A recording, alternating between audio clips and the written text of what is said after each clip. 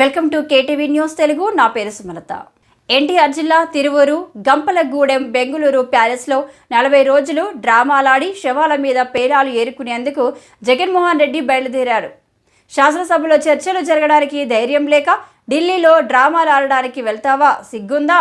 శాసనసభలో శ్వేతపత్రంపై చర్చకు పెడుతున్నాం, మాట్లాడమని ప్రభుత్వం చెప్పింది. 164 సీట్లతో కూటమి ప్రభుత్వం ఏర్పడి 40 రోజులు కాలేదు.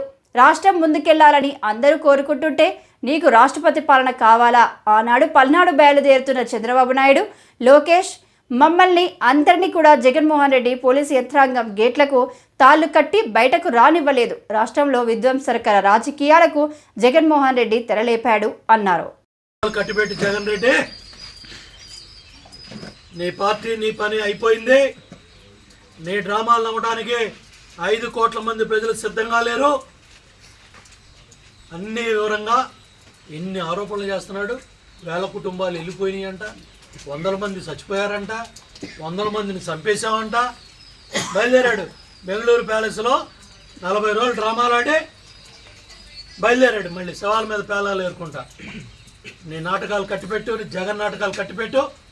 ఇవన్నీ ప్రజల్లో తీసుకెళ్తాం, చర్చ చేస్తాం. ఎట్టి పరిస్థితుల్లో రాష్ట్రంలో సాధ్యమంతులు కాపాడటంలో కానీ, పరిశ్రమలు తేవటంలో కానీ చంద్రబాబు గారి నాయకత్వంలో కూటమి ప్రభుత్వం బ్రహ్మాండంగా ముందుకెళ్తుంది. అట్లాగే